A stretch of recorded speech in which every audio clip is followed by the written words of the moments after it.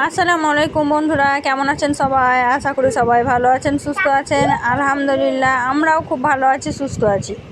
সোনালী রান্নাঘর with village food চ্যানেলে আপনাদের প্রত্যেককে স্বাগত জানাই। আজকে আমি নিয়ে এসেছি একদম খুব সহজে কীভাবে ঝটপট তৈরি করা যায় প্লাস্টিক আমের চাটনি, সেই রেসিপি শেয়ার করেছি। এটা দেখতে দেখতে ও তৈরি করতে খুব সিম্পল, কিন্তু খেতে অসম্ভব মজার। আর এই চাটনি যদি একবার তৈরি করেন তো আপনি যতদিন ইচ্ছা ততদিন খেতে পারেন, কোনো অসুবিধা নাই। তৈরি করে রেখে দেওয়া যেতে পারে ফ্রিজে যদি রেখে দেন। তো চাটনিটা দেখেই বুঝতে পারছেন যে কতটা লোভনীয় হয়েছে। তো চলুন কীভাবে এই চাটনিটা তৈরি করেছি সেটাই আজকে আমি আপনাদেরকে দেখাবো। তো এই তো দেখতেই পাচ্ছেন চাটনিটার কালারটা কত সুন্দর হয়েছে। আর চাটনিটা খেতেও কিন্তু অসম্ভব মজার হয়, একদম টক মিষ্টি ঝাল। যেহেতু এখন কাঁচা আমের সিজন চলছে, তাই এই কাঁচা আম শেষ হওয়ার আগে কিন্তু এই রেসিপি তৈরি করে নিন, আর না হলে কিন্তু পস্তাবেন না খেলে। তো একবার হলেও তৈরি করবেন। রেসিপিটা তৈরি করার জন্য আমি এখানে 3টে আম নিয়ে নিয়েছি। আপনারা কম বা বেশি করে নিতে পারেন। আর এটা কিন্তু আমি আম্রপালি আম দিয়ে তৈরি করছি। আম্রপালি আম দিয়ে কিন্তু খুব সুন্দর হয়, কারণ আম্রপালি আমে কিন্তু খুব বেশি আঁশ থাকে না, আর একদম টক টক হয়। তাই টক মিষ্টি ঝাল এই রেসিপি হবে, তার জন্য আমি আম্রপালি আমটাই নিয়েছি। তা আমটা আমি কেটে ধুয়ে একদম পরিষ্কার করে নিয়ে তারপরে আপনাদেরকে দেখাচ্ছি। রেসিপিটা আমি খুব বড় করতে চাইনি, তার জন্য কিন্তু আমি কাটা ধোয়া দেখাইনি। আম কাটতে সবাই পারে, তার জন্য আমি কেটে ধুয়ে পরিষ্কার করে তারপরেই কিন্তু দেখাচ্ছি। তো এই তো দেখুন আমি 3টে আম নিয়ে নিয়েছি। তো এখন আমি আমের চাটনিটা তৈরি করে নেব। তো আম্রপালি আমটা খেতে এতটা টেস্টি হয় যে আমি প্রথমে আমটা দেখাতে দেখাতেই কিন্তু লোভ সামলাতে পারিনি, খেয়ে নিয়েছি একটা লঙ্কা আর লবণ দিয়ে। দেখতেই পাচ্ছেন আমটা কিন্তু আমি একটা খেয়ে নিয়েছি। তো এই তো আমি একটা পাতিল নিয়ে নিয়েছি, আর পাতিলে বেশ অনেকখানি আমি জল নিয়ে নিয়েছি আমটা সিদ্ধ করার জন্য। গ্যাসে চাপিয়ে দিয়েছি। এখন আমগুলো এই জলের মধ্যে দিয়ে দেবো, দিয়ে ভালোভাবে সিদ্ধ করে নেব। তো আমে কিন্তু আমি কিছুই দেবো না, শুধুমাত্র এই জল দিয়ে আমটা সিদ্ধ করে নেব। যেহেতু আমি একদম বিনা কালার দিয়েই তৈরি করব, আপনারা চাইলে কিন্তু কালার অ্যাড করতে পারেন। আমি কিন্তু কালার অ্যাড করিনি। আমি এটা সিম্পলভাবে তৈরি করব, তার জন্য কিন্তু বিনা কালারের আমি তৈরি করেছি। তো এই তো আমি আমগুলো দিয়ে দিলাম। এখন আমি আমগুলোকে ভালোভাবে সিদ্ধ করে নেব।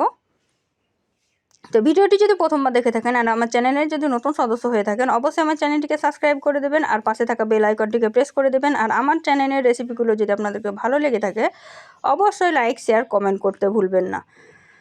তো এই তো আমি আমগুলোকে কিন্তু ঢাকনা দিয়ে ভালোভাবে সিদ্ধ করে নিয়েছি। এই তো দেখতেই পাচ্ছেন আমগুলো সুন্দরভাবে সিদ্ধ হয়ে গেছে। তো আমগুলো আমার ভালোভাবে সিদ্ধ হয়ে গেছে। এখন আমি দেখাচ্ছি, দেখুন এই তো আমি চেক করে নিলাম আমগুলো ভালোভাবে সিদ্ধ হয়েছে কিনা। কিন্তু আমগুলো কিন্তু খুব ভালোভাবে সিদ্ধ করে নিতে হবে, তবেই কিন্তু প্লাস্টিক চাটনিটা ভালো হবে। তো আমার রেসিপিগুলো ভালো লাগলে অবশ্যই একটা লাইক করে দেবেন। আপনাদের একটা লাইক আমাদেরকে মোটিভেট করে নতুন নতুন রেসিপি তৈরি করার আগ্রহ বাড়ায়। তো এদিকে চাটনির ফ্লেভারটা সুন্দর করার জন্য আমি এখানে একটা এলাচ দিয়ে দিয়েছি। আপনারা চাইলে দিতে পারেন, না হলে নাও দিতে পারেন। কিন্তু এলাচটা দিলে কিন্তু যে কোনো মিষ্টি জাতীয় খাবারে এলাচটা দিলে স্বাদটা কিন্তু দ্বিগুণ হয়ে যায়। এলাচটা দেওয়ার পরে কিন্তু আমি ভালো মতন একটু ফুটিয়ে নিয়েছি। এই তো এখন আমি এর মধ্যে একটু ঝাল ঝাল ফ্লেভার আর আনার জন্য, আর ঝাল যেহেতু করব, কাঁচা লঙ্কা দিয়ে দিলাম।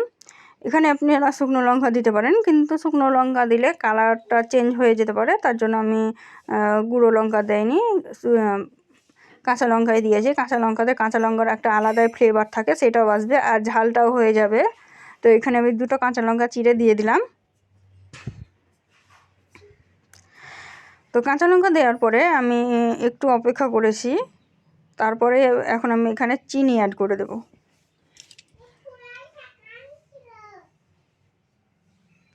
যেহেতু আমগুলো ভালোভাবে সিদ্ধ হয়ে গেছে, তার জন্য এখন আমি চিনি অ্যাড করে দেবো। এখানে কিন্তু আমি কোনো রকমের কোনো মশলাও ব্যবহার করব না, আর কোনো তেলও ব্যবহার করব না।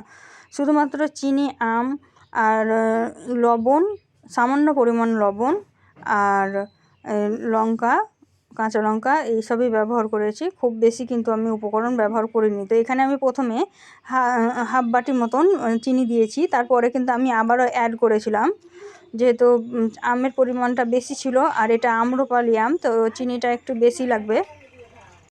এখন আমি খুব সামান্য পরিমাণে লবণ দিয়ে দিলাম স্বাদ মতো। তো লবণটা দিয়ে এখন চিনি দিয়ে লবণ দিয়ে ভালোভাবে আমি কিন্তু এখানে জলটা মরিয়ে নিব আর চিনিটাকে গলিয়ে নিব, তাহলেই কিন্তু কমপ্লিট হয়ে যাবে। আর এখানে আমি একটু পরিমাণে জিরা ধনিয়া পাউডার দিয়েছিলাম, তাতে স্বাদটা আর একটু বেশি ভালো হবে তার জন্য। তো এই তো দিয়ে আমি ভালোভাবে এখন চিনিটাকে গলিয়ে নিব আর আমগুলোকেও কিন্তু ভেঙে নিব। তো আমের একটা ঝাঁক চলে এসেছে আর চিনিটা ভালোভাবে গলে গেছে আর আমগুলোও কিন্তু আমি ভেঙে দিয়েছি। তো এখন আমি আবারও চিনি মিক্সড করে দিলাম, নিয়ে ভালোভাবে আবার নাড়াচাড়া করে চিনিটাকে গলিয়ে নিয়েছি। তো এখন দেখতেই পাচ্ছেন কালারটা অনেকটা চেঞ্জ হয়ে গেছে আর জলটা অনেকটা শুকিয়ে গেছে। এখন কিন্তু পারফেক্ট চাটনি রেডি হয়ে গেছে।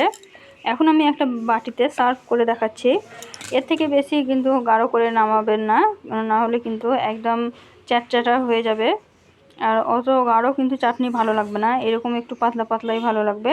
ঠান্ডা হওয়ার পরে কিন্তু এটা আরেকটু গাঢ় হয়ে যাবে। তো এই তো আমি এখন একটা বাটিতে সার্ভ করে দেখাচ্ছি, দেখুন কত সুন্দর লাগছে।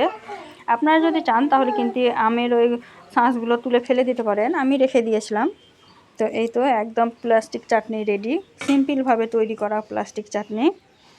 তো এই রেসিপিটি যদি আপনাদেরকে ভালো লেগে থাকে অবশ্যই একটা লাইক কমেন্ট অ্যান্ড শেয়ার করে দেবেন। আর এই ধরনের আরও নিত্য নতুন রেসিপি পাওয়ার জন্য আমার চ্যানেলটিকে সাবস্ক্রাইব করে দেবেন আর পাশে থাকা বেল আইকনটিকে প্রেস করে দেবেন। আর ভিডিওটি যদি ফেসবুক থেকে দেখে থাকেন আমার ফেসবুকের পেজটিকে ফলো করে দেবেন। তো ভিডিও কেমন লাগলো কমেন্টে জানাতে ভুলবেন না। আর ভিডিওটি যদি ভালো লেগে থাকে অবশ্যই একটা শেয়ার করে দেবেন। আর এই রেসিপিটি একবার হলেও বাড়িতে তৈরি করে দেখবেন, খুবই টেস্টি হয়। তো এখন আমি বিদায় নিচ্ছি, দেখা হবে এই ধরনের অন্য কোনো রেসিপি নিয়ে পরবর্তী ভিডিওতে। ততক্ষণ সবাই ভালো থাকবেন, সুস্থ থাকবেন। খোদা হাফেজ।